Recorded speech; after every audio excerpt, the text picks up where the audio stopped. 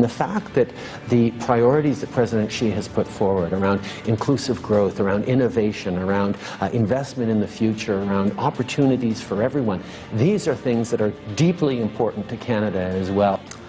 Canadian Prime Minister Justin Trudeau travels to China to reset relations and strengthen economic ties. Hello, I'm Anand Naidu, and this is The Heat.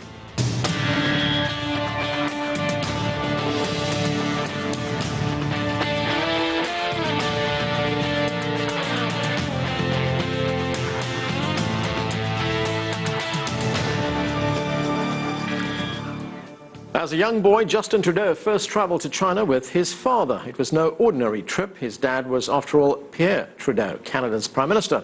The elder Trudeau earned the affection of China's leaders by being among the first in the West to recognise the People's Republic in 1970, 9 years before the United States.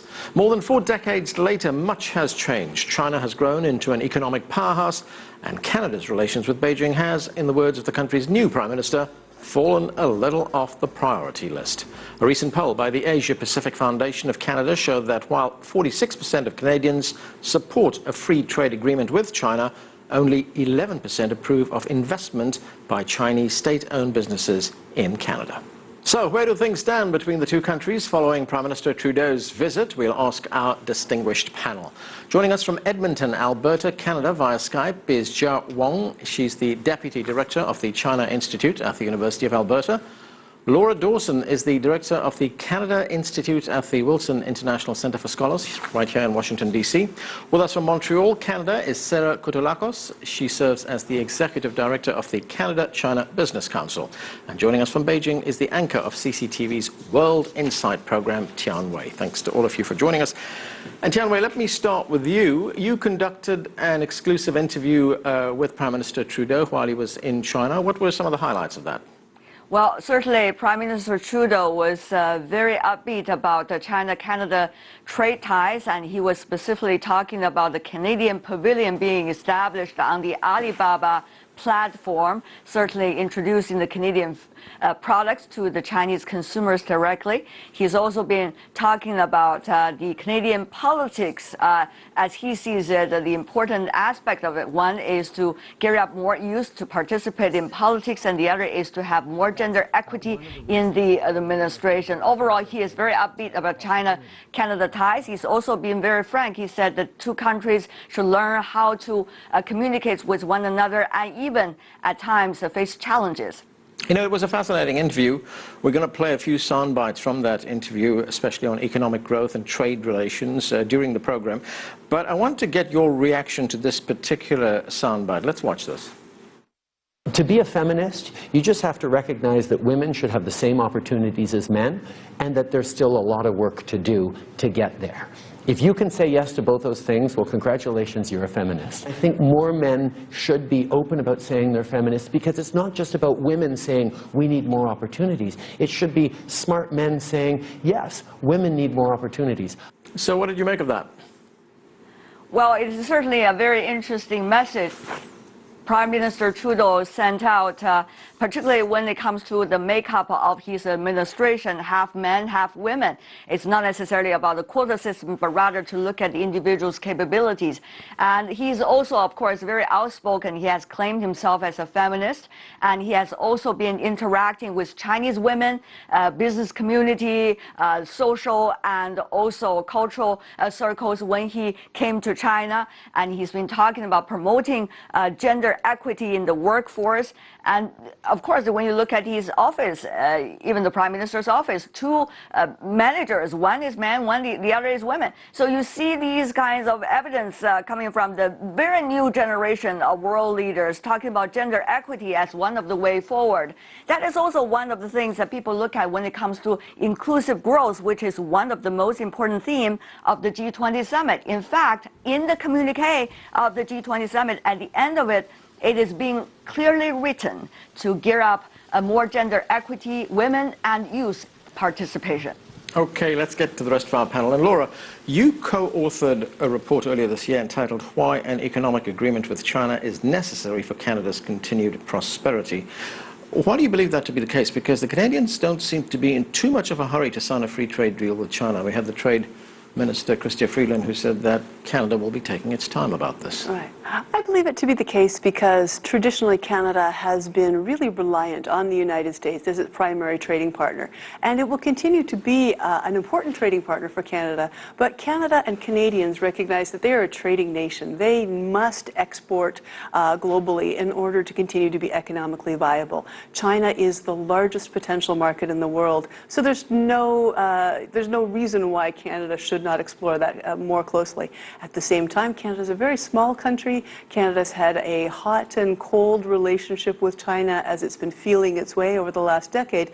And so there are folks in Canada who would like to take the continued engagement or closer engagement with China on a more slower pace.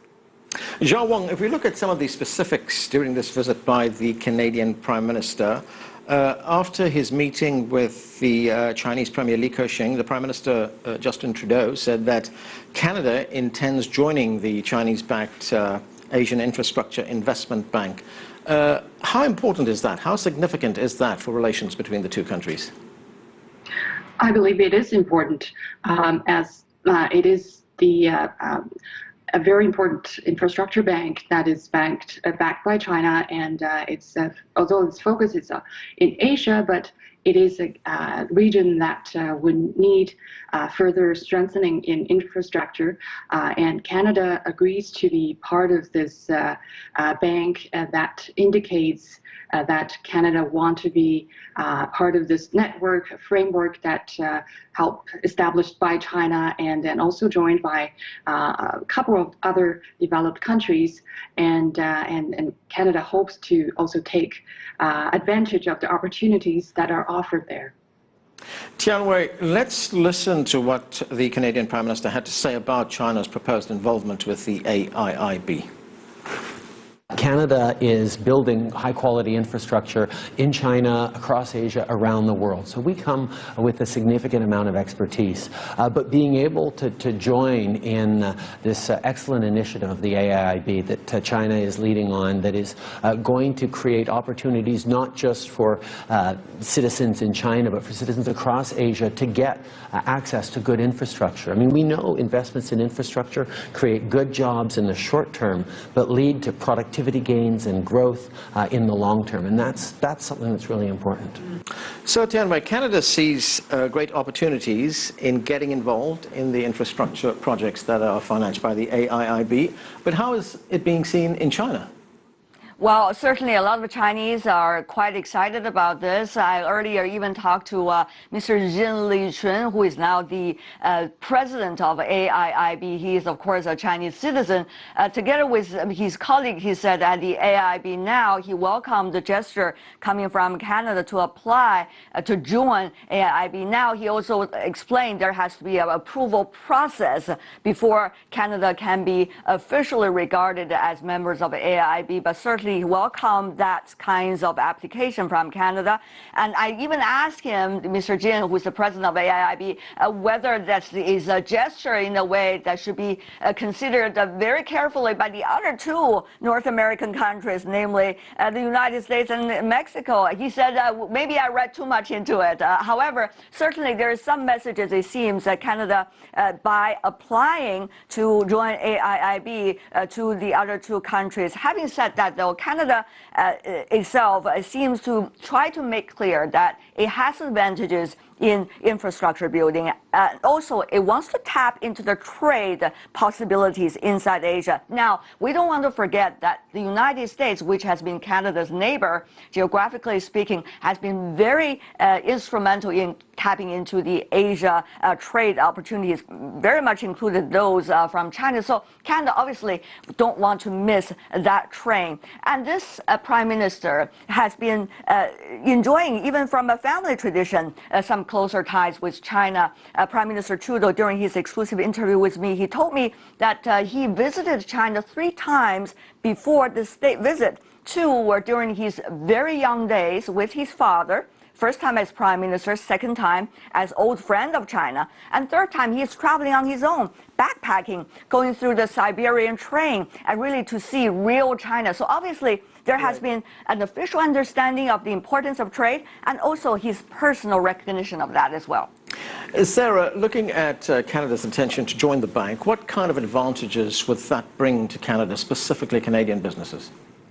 Well, I mean, certainly there's the overall high-level advantage of the relationship acknowledgement that joining the AIIB brings. By standing on the sidelines initially, Canada somewhat marginalized itself. But if we look really at the infrastructure investment opportunities, the AIIB is really quite closely linked with the policy initiative within China of One Belt, One Road, or OBOR. And when the Prime Minister was in China last week, we held a policy conference at which one of the speakers, I thought, put it very well in terms of the advantages for Canadian companies. This is a company called Zhongshan in Chongqing that has made an investment in a seaplane company in Canada. And they talked about what brought what the both sides bring to each other. But he said, you know, Zhongshan, as a very diversified company, is also investing around the world. And he specifically brought up a factory that they're building in Pakistan, which again would be very much linked with the One Belt, One Road. And he said, you know, we need Canadian technologies and Canadian products to help build this factory to the standards that we expect. And that type of opportunity would not come to a Canadian company that was just trying to crack open the door all by itself. So I think the AIIB, the primary benefit is the general acknowledgement of China's economic role in the world, and then as well digging deeper into the infrastructure opportunities that collaboration with Chinese companies can bring. Laura, what kind of major changes can we expect after this visit by Justin Trudeau? We know that there have been restrictions on Chinese investment in Canada, in the real estate sector, in the energy sector as well. Is that expected to change?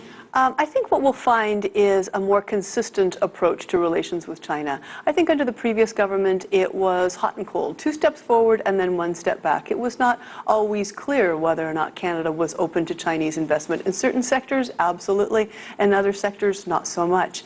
There was a great deal of appreciation of the appeal of a greater engagement with China, but when it came to actually signing on the dotted line for things like free trade agreements, Canada was reluctant. I'm not sure that this government is going to leap into a free trade agreement with China, but I think they are going to make their intentions and their pathway much clearer, and that it will be more transparent for both sides how and when Canada and China can work together. Canada does have a bilateral investment treaty with China, which is something that I believe the U.S. is currently working on, and I think that treaty is a good preliminary step to whatever is going to happen next. Zhao Wang, would it be fair to say that Canada cannot afford not to work with the Chinese global market, that given China's growing influence economically around the world, that relations had to change?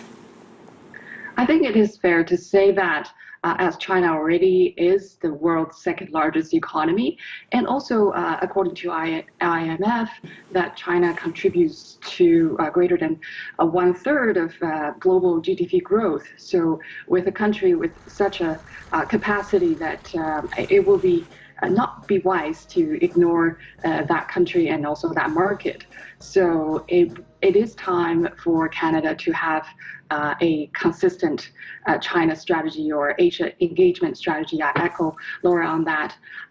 So it is time for Canada to look into the long-term engagement plans with China, and sort of avoiding that inconsistent approach in the past, as also Canadian economy and the Chinese economy are fairly complementary.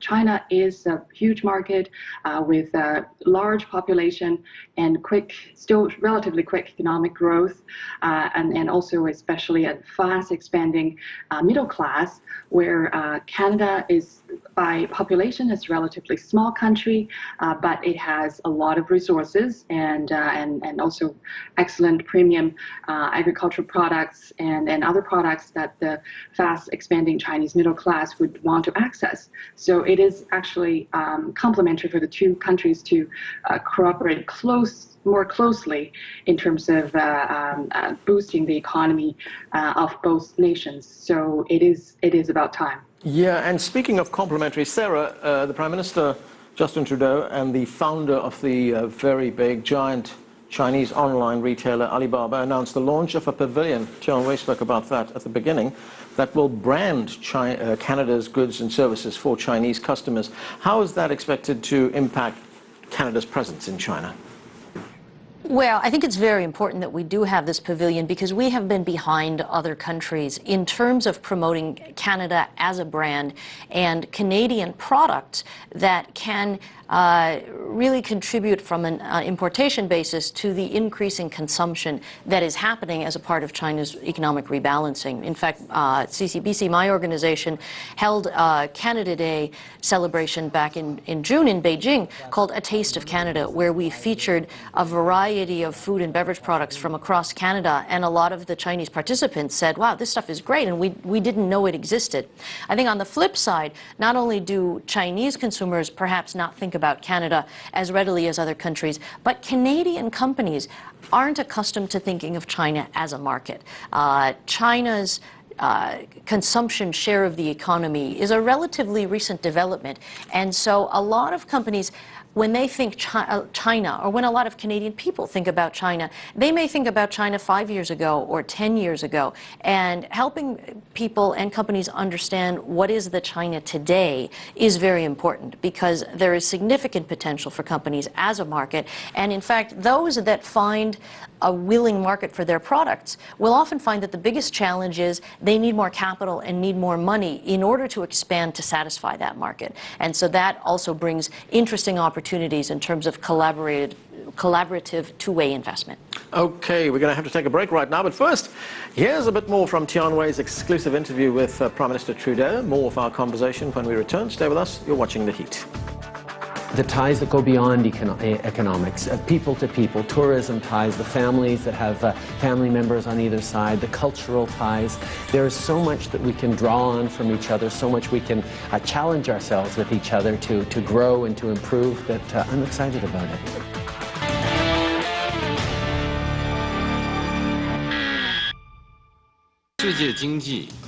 Though the world economy generally keeps on recovering, it still faces multiple risks and challenges, including a lack of growth momentum and consumption, turbulent financial markets, receding global trade and investment. That was Chinese President Xi Jinping speaking at the G20 meeting in China last weekend. Welcome back. We're talking about the effort to strengthen relations between China and Canada. Let's get back to our panel. And Laura, listening to what President Xi Jinping had to say there, warning of a lack of growth and weak consumption, as well as turbulence in financial markets, how vulnerable is Canada to these risks? Canada is particularly vulnerable because it relies for so much of its GDP on external trade. It also has an aging population. A lot of baby boomers are retiring from the workforce. And so Canada really, really needs to engage with younger, developing markets. And in many ways, China fills that criteria in a great way. But I think we're in an environment where everyone is sort of rolling up the welcome mat, where we've got Brexit, we've got trade protectionism. Here in this country, we have anti-NAFTA sentiment. We just can't afford to let these dominoes all fall. So I think that these closer engagement conversations between Canada and China are really very important at this period. Sarah, let's take a listen to some of what Prime Minister Trudeau had to say about current international sentiment on the world economy. The reality is there's a lot of people around the world who are worried that globalization, that trade, that economic growth hasn't been working for them. The middle class in a lot of countries like Canada and other Western countries has sort of flatlined, and there isn't a sense of growth there. So there's frustration, and when you get worried and frustrated, cynical politicians can try and exploit the fear and the anger, and then you get Brexit, and you get negative fears about the international community as a way of gaining power. So, Sarah, we've also heard this from other leaders around the world. Is there a sense in Canada that the current system is not working for everybody, that it's only benefiting a few? I think there's less a sense of that in Canada than there is in other parts of the world. However, there is a reticence in Canada about China and the role it plays.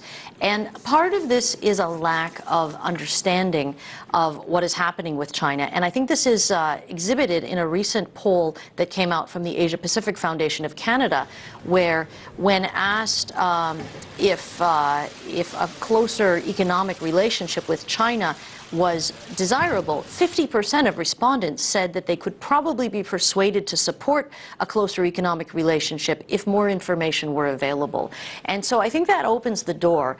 As Laura mentioned earlier, there's a fair amount of lack of support for something like a free trade agreement. But I think that if you ask Canadians about doing free trade agreements with almost any country, there's not a huge amount of support. And so we need to be able to demonstrate why, number one, what it means for the average Canadian. And Trudeau's trip was very much focused on how a relationship with China can benefit the middle class of Canada and grow the middle class of Canada.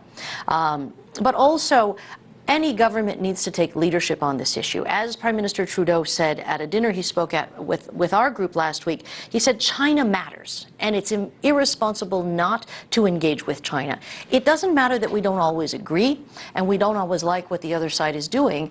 Not engaging is really not an option, especially if Canada wants to preserve the prosperity that it currently maintains. And if it simply relies on the U.S. and other traditional markets for growth, that future prosperity is very much in question.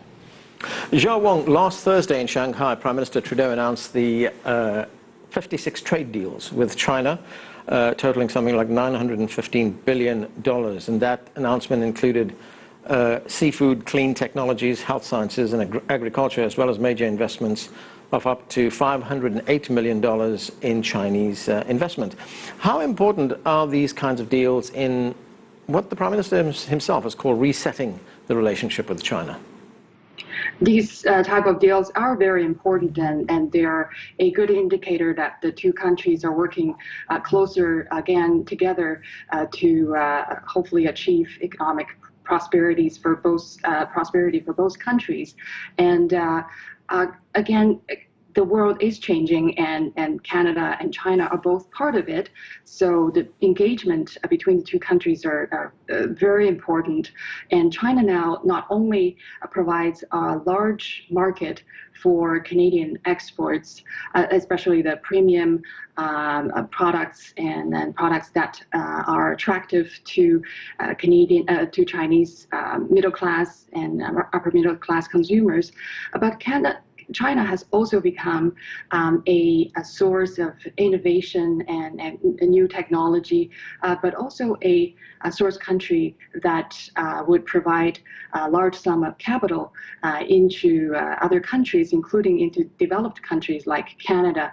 And Canada, when it comes to resource sectors and some other sectors, that it requires a lot of capital that Canada currently just doesn't have. So the collaboration and also recognizing China has become a country that has capital and also a huge market for Canadian goods. These are very important. I think the trade deals is a very good start to help reset this relationship. Right, Tianwei, you talked earlier on about Justin Trudeau's earlier visits to Canada, first with his father, who was then Prime Minister, Pierre Trudeau, and of course afterwards he, as you pointed out, backpacked through China. Do you think that these trips as a private citizen, so to speak, shaped his view on China? Certainly, it seems that the Prime Minister Trudeau, at this age, I seem to have a bigger or better understanding than many of the other state leaders that I've been talking to when it comes to real pictures and real lives of the real Chinese people. He was specifically mentioned about his backpacking trip, the third time he made it to China. And he talked about during the Spring Festival, which is, of course, the traditional Chinese festival, the New Year, that at the train station, how crowded it was and how Chinese were celebrating those festivals, only a glimpse into the Chinese traditional life, but certainly that those Youth Day pictures could help him a lot in understanding the mentalities behind many of the choices that Chinese are making these days. I want to emphasize that the recognition of Canada about China's position today did not start this year, but rather back in 1999. After all, Canada was one member of the G7 that worked with the emerging economies to create the G20 platform.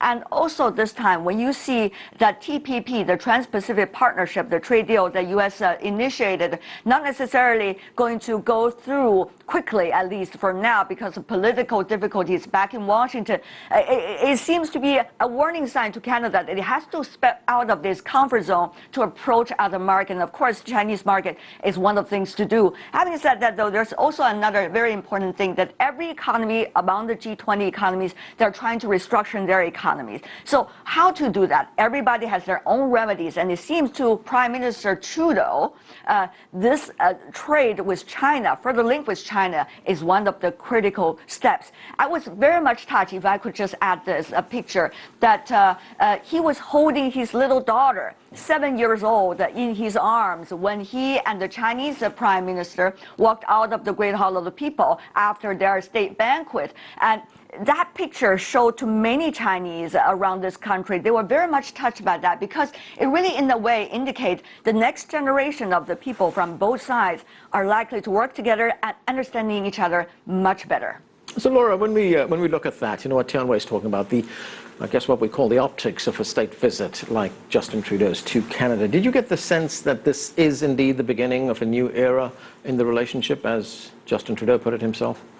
I don't think that the visit could have gone better. I think all of the pieces fell in place. I think Justin Trudeau is a very, very skilled statesman, young in office, but a lifetime of experience in doing diplomacy. At the same time, back in Canada, folks are looking at closer engagement and saying, is a trade agreement just a trade agreement? If we were to engage in a continuing free trade agreement with China, does this mean that we are giving tacit approval to everything else that China is doing? Is it giving the green light to China on everything, or will we be able to continue to engage on issues of concern? And I think, in my opinion, this brings Canada to the table to talk to China more as a partner, rather than on the outside of the house throwing stones against the wall. All right, and that's where we have to leave it. Thanks to all of you for joining us. That's it for this edition of The Heat, but the conversation continues online. Join us on CCTV America's Facebook page to comment on this or any other show, or chat with us on Twitter at CCTV_America. I'm Anand Naidu in Washington, D.C. Thanks for being with us.